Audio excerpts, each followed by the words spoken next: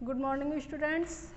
आज हम पढ़ेंगे कक्षा 12 गणित के अंतर्गत अपकलन के अनुप्रयोग भाग 3। इसमें सबसे पहले मैं आपको बता रही हूँ प्रश्नावली 6.5, जिसमें आपको वैल्यू फाइंड आउट करनी है मैक्सिमा और मिनिमा, मतलब उच्चतम और निम्नतम मान आपको बताना है कि जो फंक्शन आपको दिया जाएगा उसकी वैल्यू कहाँ पे मैक्सिमम होगी और कहाँ पर मिनिमम होगी। तो सबसे पहले मैं आपको समझा देती हूँ। हमने एक कर्व ले लिया, ठीक है।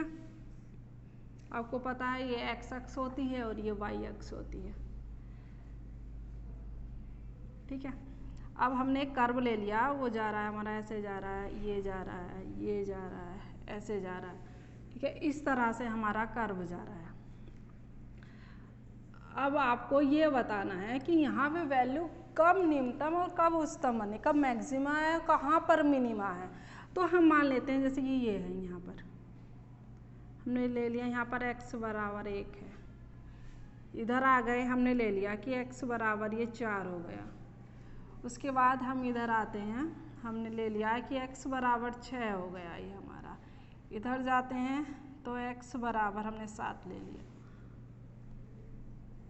ये हो गया हमारा x बराबर 9 ले लिया हमने यहाँ पर। इसी तरह से ये हो गया, हमने x बराबर 10 ले लिया।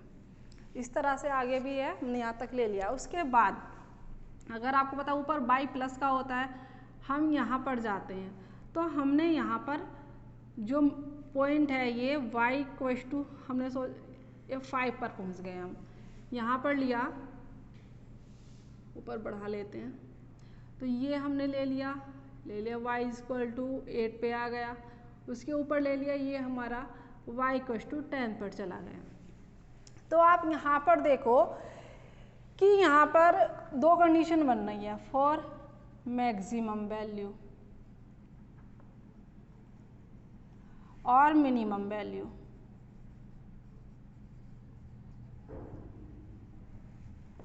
ठीक है, तो आप यहाँ पर देखो कि y का मान जो हमारा ग्राफ है, जो कर्व है हमारा, वो कहाँ पर तो हाईएस्ट जा रहा है, मैक्सिमम कहाँ तक जा रहा है। तो आप यहाँ पर देखोगे तो ये गया हमारा यहाँ तक जा रहा है। तो y इज इक्वल टू 10 तक जा रहा है कि y इज इक्वल टू 10, जो मैक्सिमम वैल्यू होगी हमारी y बराबर 10 होगी, ठीक है। कौन से पॉइंट पर होगी कि पॉइंट ऑफ मैक्सिमा कितना होगा, यहाँ पर पॉइंट ऑफ मैक्सिमा जो बोलोगे तो कहाँ पर है, x बराबर 9 पर, x बराबर 9 पर जो कर्व है हमारा वो मैक्सिमम होगा कि जो फलन है हमारा उसकी वैल्यू जो मैक्सिमम होगी वो x बराबर 9 पर होगी। और कितना है उसकी मैक्सिमम वैल्यू, कितनी है आपके पास, 10 है, ठीक है। और इसी कंडीशन में मिनिमम वैल्यू की बात आ जाती है। मिनिमम वैल्यू, अब देखो यहाँ पर गए हम यहाँ पर देखो, आपको पता y निगेटिव होता है। हमने ले लिया कि ये y इज इक्वल टू यहाँ पर -2 है, ये हमने ले लिया y इज इक्वल टू -1 है। इसी तरह से हम आगे आ गए, हमने ले लिया कि y इज इक्वल टू -3 है, यानी कि y इज इक्वल टू -3। तो यहाँ पर कि x बराबर 10 पर जो मिनिमम वैल्यू होगी, सबसे कम वैल्यू जो होगी हमारी y इज इक्वल टू -3 होगी। ये तो आपकी होती है मैक्सिमा और मिनिमा, ठीक है।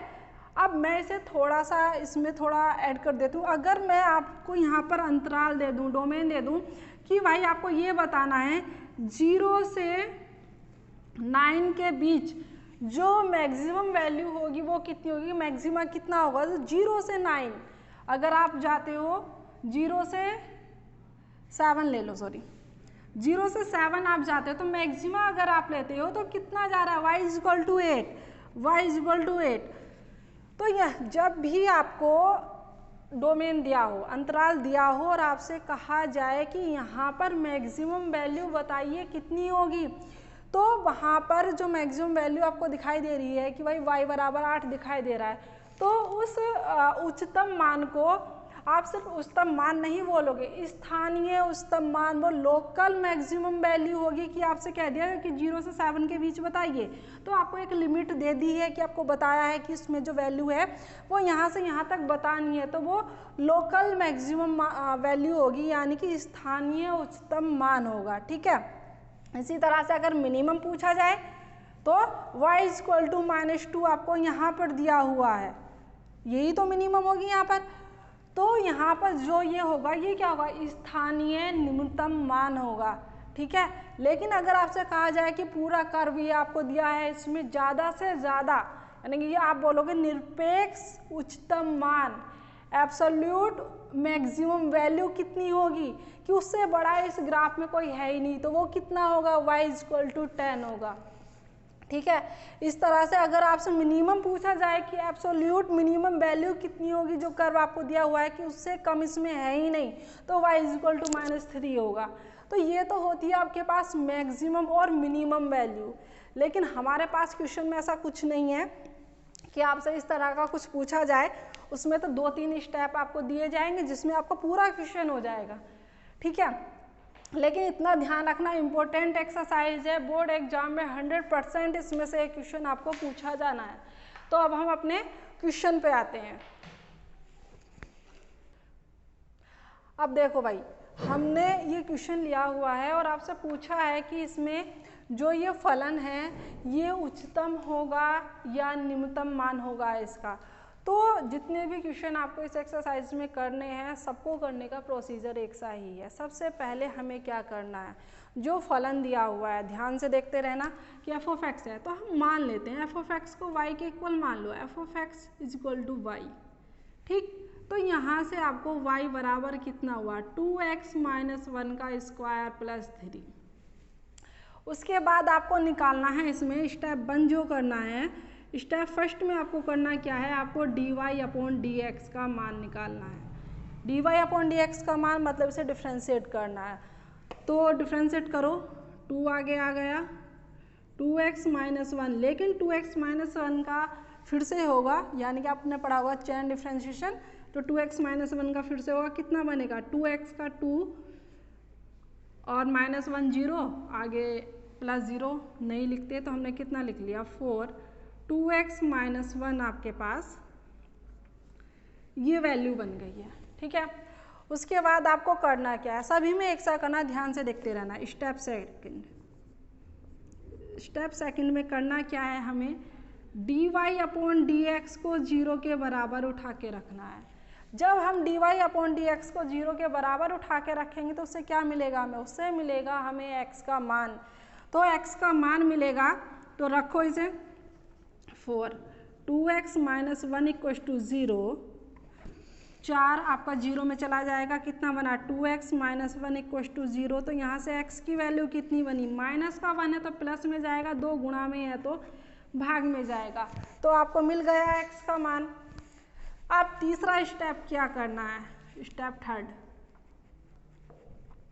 स्टेप थर्ड में हमें d2y अपॉन dx2 निकालना है। अब भाई d2y अपॉन dx2 क्यों निकालेंगे, इसी से ही हमें पता चलेगा कि हमारा जो फलन दिया हुआ है उसकी जो वैल्यू है वो उच्चतम होगी या निम्नतम होगी। तो जब हम d2y अपॉन dx2 का मान निकालेंगे तो अगर वो आता है आपके पास पॉजिटिव, ध्यान रखना इसमें उल्टा होता है, अगर वैल्यू प्लस की आएगी तो हमारा जो वैल्यू होगी फंक्शन की वो मिनिमम होगी, ठीक है। ध्यान रखना, प्लस की आती है तो वैल्यू मिनिमम होगी यानी कि न्यूनतम होगी, और माइनस की आती है तो वैल्यू हमारी मैक्सिमम होगी, यानी कि जो मान होगा हमारा उच्चतम मान होगा। d2y अपॉन dx2 का मान प्लस का आता है तो वैल्यू मिनिमम, माइनस का आता है तो मैक्सिमम, उल्टा होता है, इतना ध्यान रखना है। तो देखो क्या करते हैं, हमें क्या निकालना है d2y ओवर dx2, तो अगर हम इसे थोड़ा सा और सॉल्व कर लें तो dy अपॉन dx 4 दूनी 8x - 4, डिफ्रेंशिएट करते हैं, करो d अपॉन dx 8x - 4, तो डिफ्रेंशिएट करोगे 8 गुणा 1 माइनस के 0, 8। कैसी वैल्यू आपके पास, पॉजिटिव वैल्यू है, पॉजिटिव वैल्यू तो मैंने क्या बताया था, जब भी d2y अपॉन dx2 का मान पॉजिटिव आएगा तो फंक्शन की जो वैल्यू होगी वो कैसी होगी, न्यूनतम होगी। तब f ऑफ x का मान कैसा होगा, न्यूनतम मान होगा, और अगर आपसे कहा जाए कि वो न्यूनतम मान कितना होगा तब कैसे मिलेगा? आपके पास x बराबर 1/2 पर फलन का जो मान आया है वो पॉजिटिव आया है, प्लस का आया, न्यूनतम मान आया, तो वैल्यू निकालनी है। तब लिखोगे, तब x = 1/2 पर फलन का न्यूनतम मान। तो जो फलन आपको दिया हुआ है उसमें आपको वैल्यू उठा के रख देनी है। रखो, 2 ऐसे ही रहा, 1/2 -1 का स्क्वायर प्लस 3। तो 1 - 1 कितना? 0 + 3 = 3। तो फलन का जो न्यूनतम मान होगा वो कितना होगा? 3 होगा। ठीक है, तो जो प्रोसीजर है आपको ध्यान रखना है। सबसे पहले dy/dx निकालेंगे, उसके बाद क्या करेंगे, dy/dx को 0 के बराबर उठा के रखेंगे। वहाँ से क्या होगा, आपको x का मान निकल के आएगा। ठीक, उसके बाद हमें क्या करना है, d2y/dx2 का मान निकालना है। अगर वो पॉजिटिव आता है तो वैल्यू होगी मिनिमम, ठीक है, और निगेटिव आता है तो वैल्यू होगी मैक्सिमम। ठीक है, और जब भी अगर आपसे कहा जाएगा मैक्सिमम वैल्यू निकालिए या मिनिमम वैल्यू निकालिए तो x का जो मान आया है उसे उठा के जो फंक्शन आपको दिया जाएगा उसमें रख देना है। तो इतना काम आपको हर क्वेश्चन में करना है, इसके अलावा आपको बाकी कुछ नहीं करना है। अब देखो, हमने लिया है 500 क्वेश्चन लिया है, इसके पहले के जो क्वेश्चन है वो सेम उसी प्रोसीजर पर आधारित हैं। ठीक है, बाकी आपको PDF में हम क्वेश्चन भेज देंगे। अब देखो जरा क्वेश्चन नंबर 5 देखो, इसमें आपको करना क्या है, इसमें आपको जो मान निकालना है वो निरपेक्ष उच्चतम मान और निरपेक्ष निम्नतम मान निकालना है। मतलब x की वैल्यू 0 और पाई पर तो निकालनी ही है, लेकिन इसके बीच में कोई एक ऐसा पॉइंट भी होगा जिसमें जो फलन आपको दिया हुआ है वो उच्चतम होगा या निम्नतम होगा। तो वो पहले हम चेक कर लेते हैं। तो मैंने इसे y ले लिया, y = sin x + cos x। अगर हम निकालेंगे dy/dx कितना बनेगा, sin x का कितना हो जाएगा, cos x। cos x का कितना होता है, -k sin x। यहाँ पर लिखोगे फॉर मैक्सिमा और मिनिमा। ठीक है, क्या होगा, dy/dx को हम 0 के बराबर रखेंगे। तो रखो जरा बराबर, cos x - sin x = 0। तो इसे हम लिख लेते हैं sin x बराबर cos x बन जाएगा।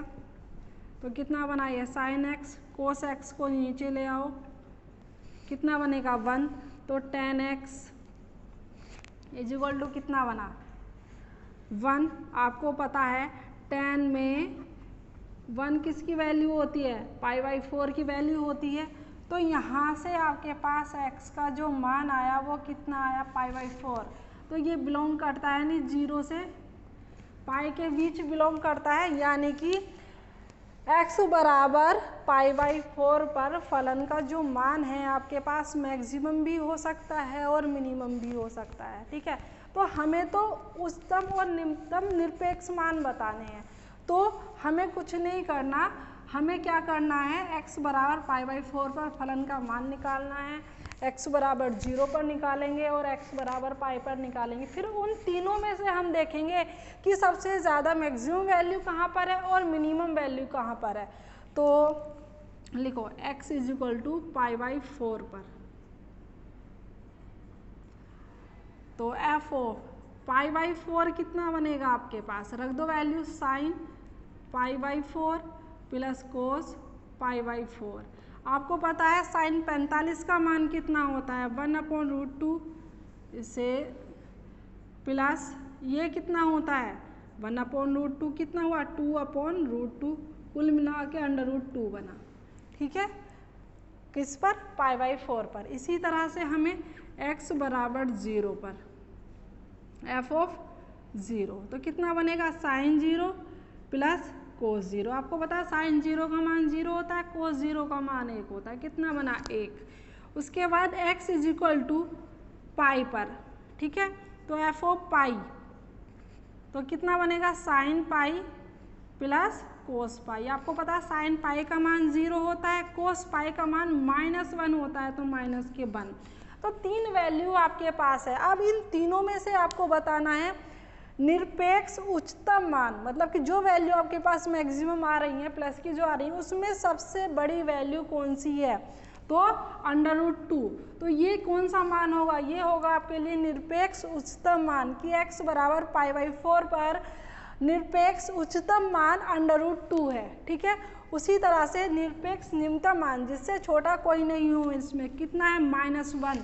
तो आप क्या लिखोगे कि x बराबर पाई पर निरपेक्ष निम्नतम मान जो है वो कितना है, -1 है। ठीक है, तो इस तरह से क्वेश्चन होने, अभी हमने पहले किया था सिंपल उच्चतम मान और निम्नतम मान, और ये हैं आपके निरपेक्ष उच्चतम मान और निम्नतम मान। अब उसके बाद जो क्वेश्चन आपको दिए हुए हैं लैंग्वेज वाले की आकृतियाँ दी हुई हैं, उनके क्षेत्रफल में परिवर्तन हो रहा है या वो इस तरह के क्वेश्चन अब हम आगे करेंगे।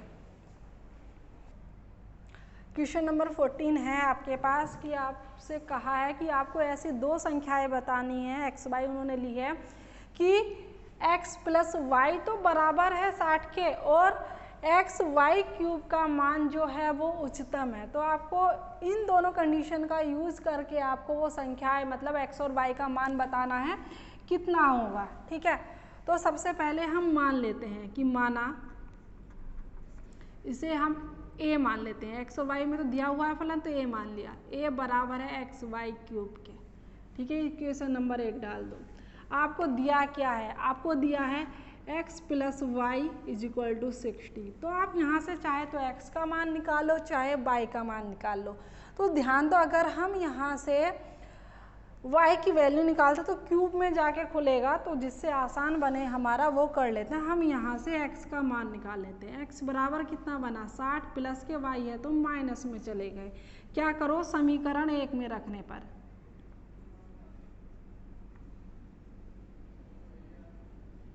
ठीक है रखेंगे तो a बराबर कितना मिला 60 - y × y³ a मल्टीप्लाई कर दो 60 y³ माइनस y की पावर गुणा में गाते जुड़ जाती हैं 4 हो गई। महत्तम मान या उच्चतम मान ज्ञात करना प्रोसीजर वही है। देखो लैंग्वेज वाले क्वेश्चन भी है तो उसमें बस कुछ चेंज नहीं है, इक्वेशन बना के आपको प्रोसीजर वही करना है।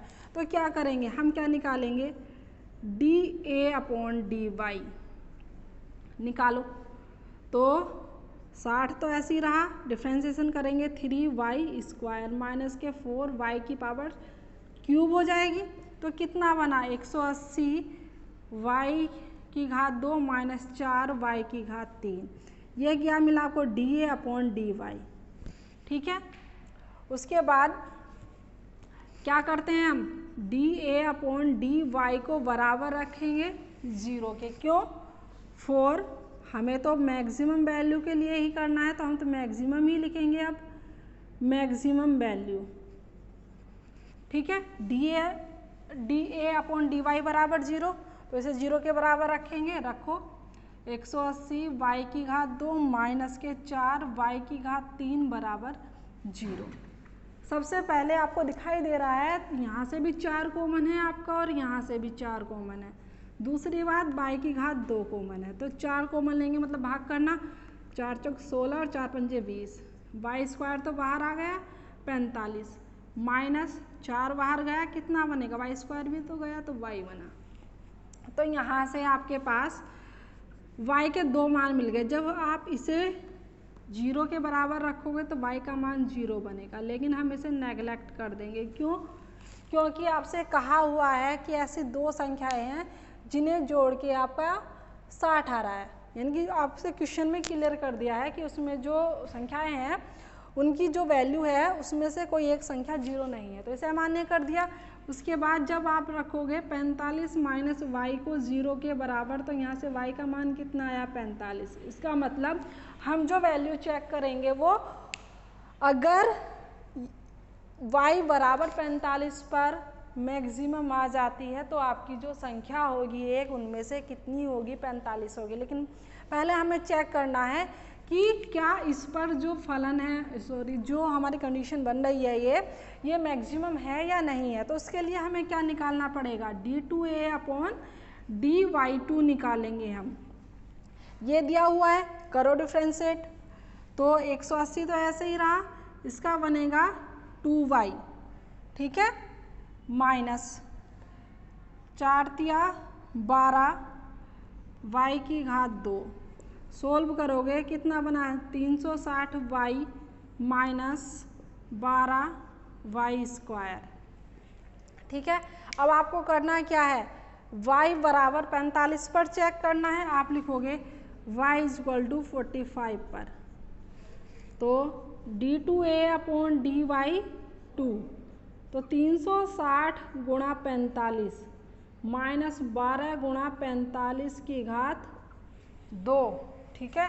तो यहाँ से वैल्यू चेक करो, अगर निगेटिव आती है तो महत्तम होगा मान, तो आपका जो आंसर है y बराबर 45 सही होगा। तो मल्टीप्लाई करोगे 360 की गुणा आप 45 से करोगे तो आपका बनेगा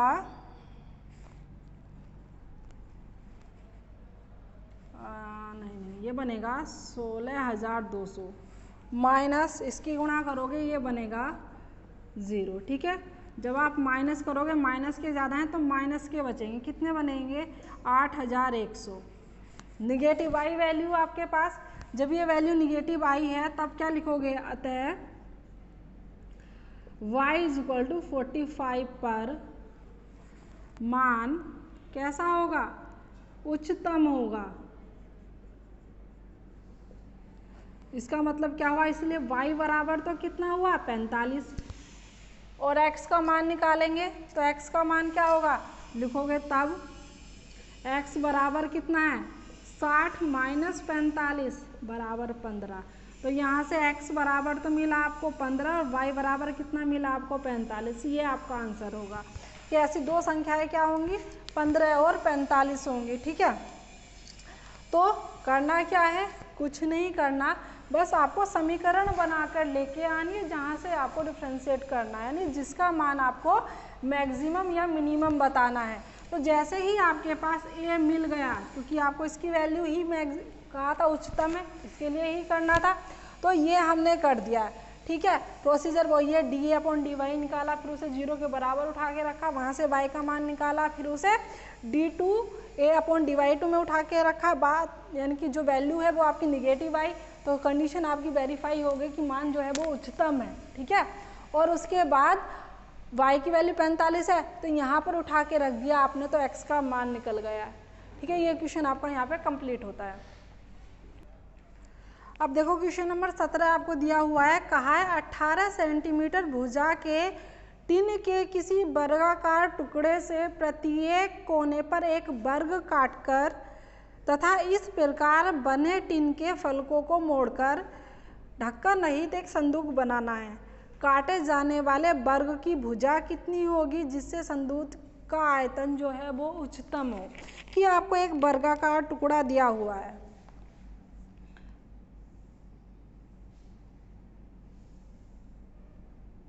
ठीक है, आपसे कहा है कि ये जो है वो 18 सेंटीमीटर का है।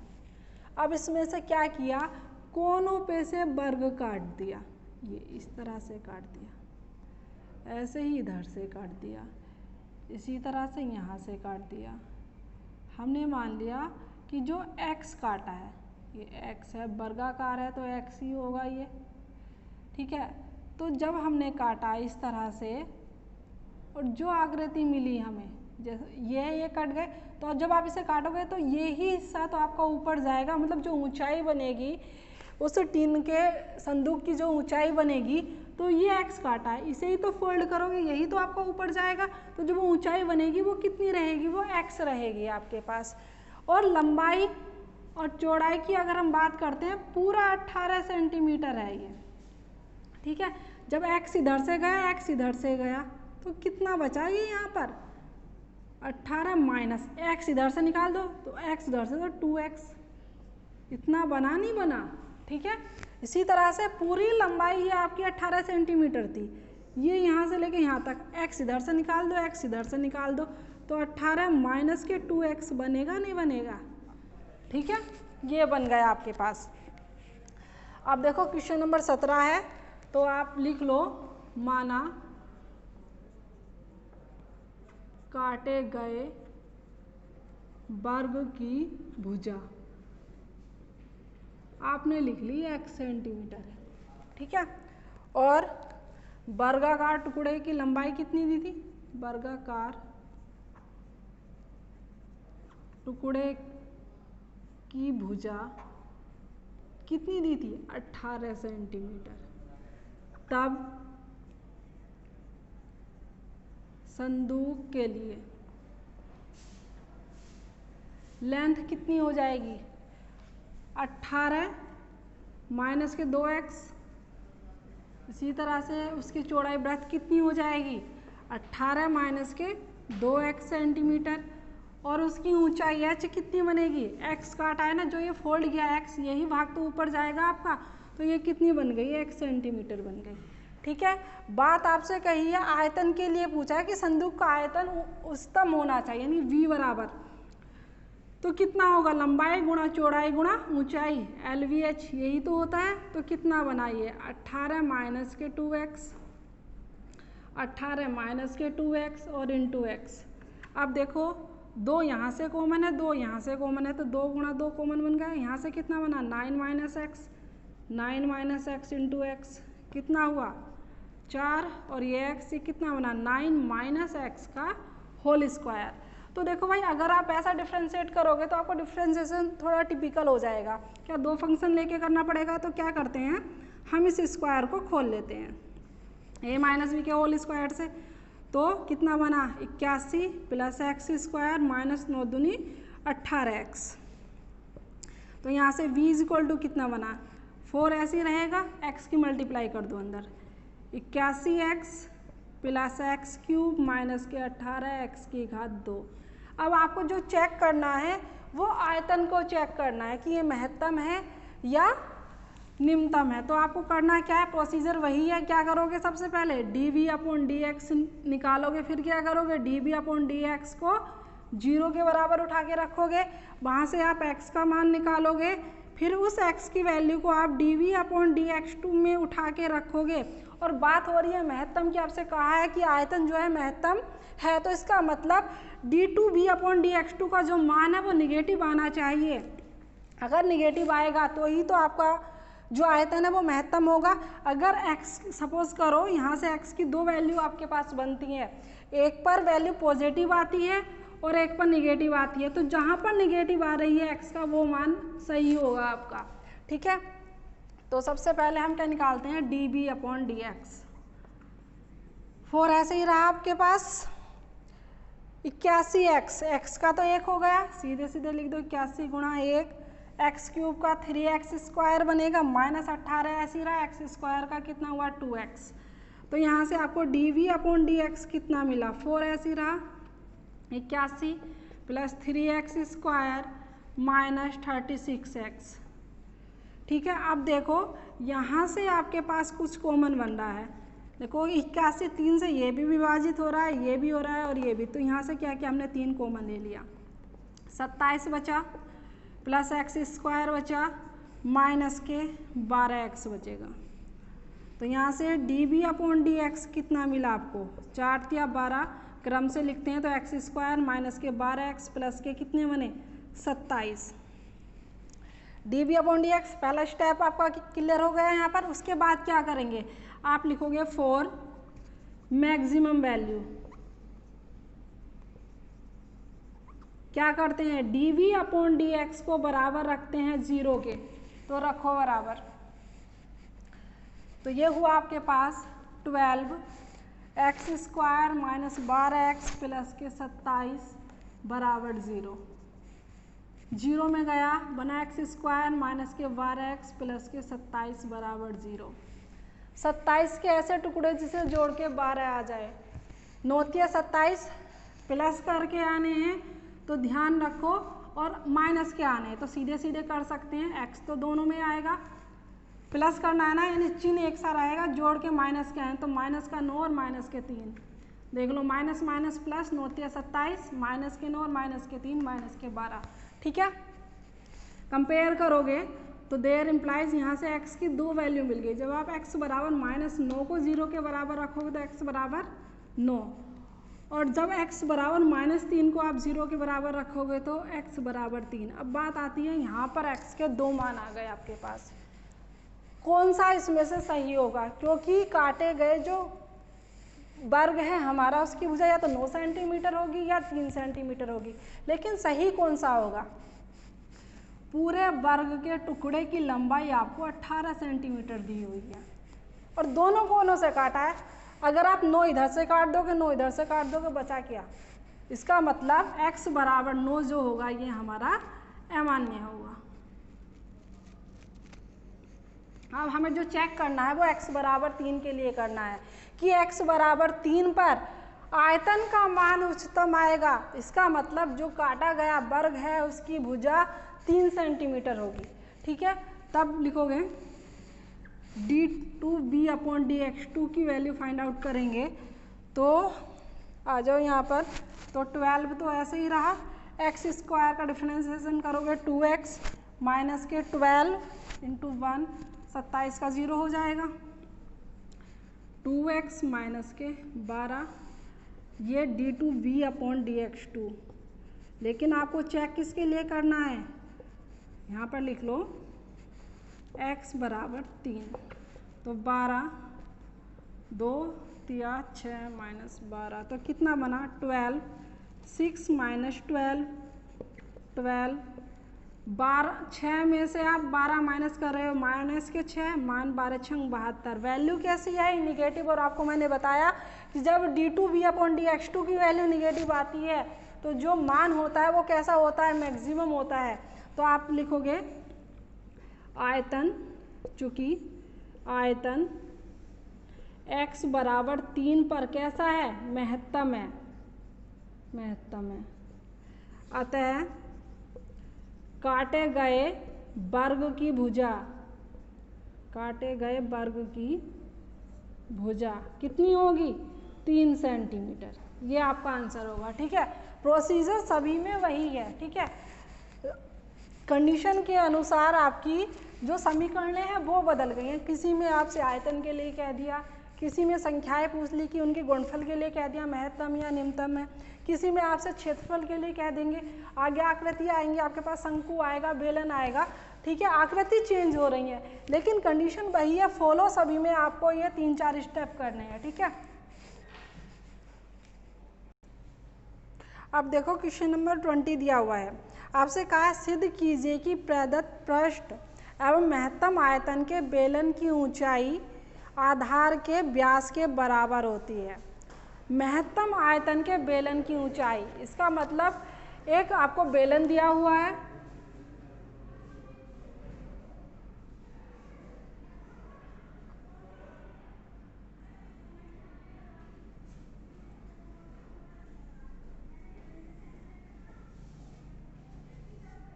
उसकी ऊंचाई हमने h मान ली है और त्रिज्या जो है r मान ली है। ठीक है, आपको आयतन को मैक्सिमम दिखाना है कि आयतन जो है वो महत्तम होगा। ठीक है, कब महत्तम होगा? आपसे कहा है कि बेलन की जो ऊंचाई है वो आधार के व्यास के बराबर, आधार के व्यास का मतलब त्रिज्या की 2 गुनी, मतलब h बराबर होना चाहिए 2r के लिए आयतन महत्तम आएगा आपका। आयतन महत्तम आने का मतलब d2b/dx2 का मान जो है वो निगेटिव आना चाहिए। ठीक है, तो अब देखो क्वेश्चन करते हैं। क्वेश्चन नंबर 20 है, आप लिखो माना बेलन की ऊंचाई बराबर h, त्रिज्या बराबर r, प्रदत्त पृष्ठ मतलब आपको पृष्ठ भी दिया हुआ है, तो संपूर्ण पृष्ठ क्या होता है बेलन का? सरफेस एरिया, ऐसे डिनोट कर देते हैं 2πRh प्लस यानी वक्रपृष्ठ प्लस दोनों सिरों का क्षेत्रफल यानी कि 2πr²।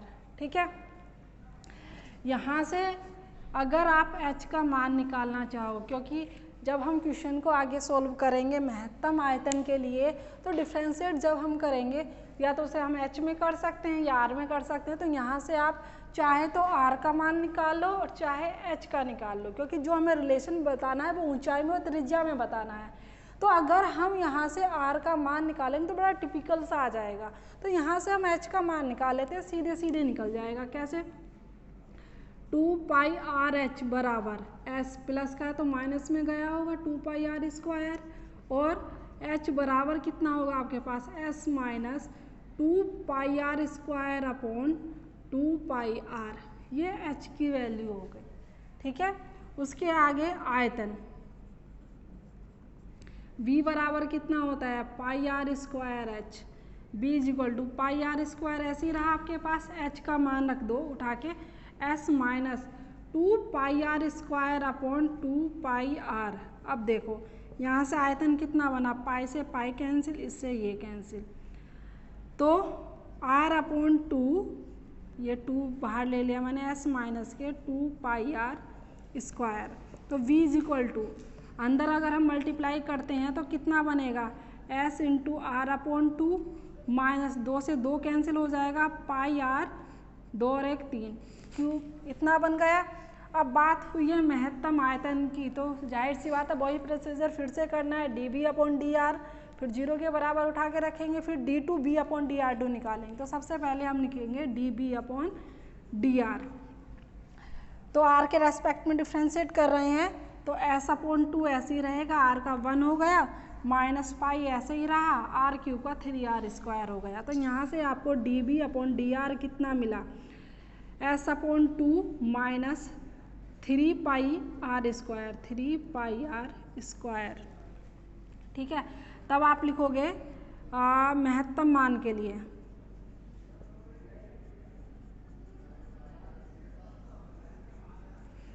क्या होगा, D B upon D R बराबर 0, तो यहाँ से s upon 2 minus 3 pi are square बराबर 0, तो 1 अपॉन 2 ऐसे ही रहा आपके पास। s की वैल्यू अभी हमने ये यहाँ पर है हमारे पास, तो रख दो 2 pi are h plus 2 pi are square minus 3 pi are square बराबर 0।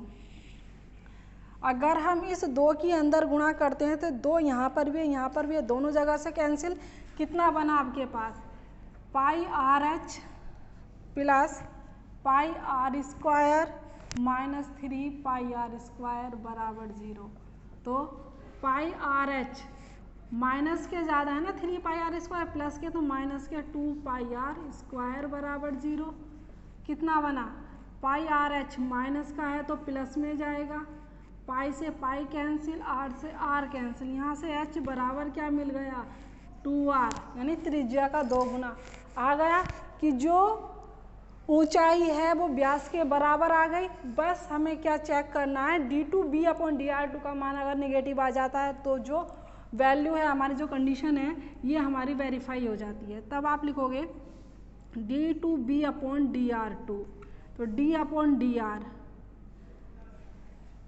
तो ये कितना आया था हमारे पास s upon 2 minus 3 pi are square, इसे डिफ्रेंशिएट करोगे 0 हो गया, माइनस 3 पाई ऐसे ही रहा, आर स्क्वायर का कितना बनेगा 2r, तो 0 माइनस के 6 पाई आर माइनस के 6 पाई आर, वैल्यू निगेटिव आई, तब क्या होगा कि लिखोगे अतः h बराबर 2r पर या के लिए आयतन महत्तम होगा। अतः बेलन की ऊंचाई किसके बराबर हो गई, आधार के व्यास के बराबर होगी। ठीक है, यही तो कहा था क्वेश्चन में कि बेलन की ऊंचाई जो है वो आधार के व्यास के बराबर है, तो आयतन महत्तम है। दोनों कंडीशन वेरीफाई हो गई, यानी कि कुल मिला के जो इस एक्सरसाइज में क्वेश्चन दिए हुए हैं प्रोसीजर सभी में सेम है। बस आपको करना क्या है कि वो इक्वेशन आपको बना के लानी है जिसके लिए आपको कंडीशन को महत्तम यानी कि उच्चतम और निम्नतम दिखाना है। ठीक है, बाकी के जो क्वेश्चन है आपको वो PDF में भेज दिए जाएंगे। इस एक्सरसाइज को आप बहुत अच्छे से तैयार कीजिए। ठीक है, उसमें अगर आपको कुछ प्रॉब्लम आती है तो आप पर्सनली पूछ सकते हो, फ़ोन पे पूछ सकते हो, व्हाट्सअप करके पूछ सकते हो। ठीक है, लेकिन इस एक्सरसाइज को आपको अच्छे से तैयार करना है। बोर्ड एग्जाम में आपको इस एक्सरसाइज में से एक क्वेश्चन मिलेगा ही। Thank you.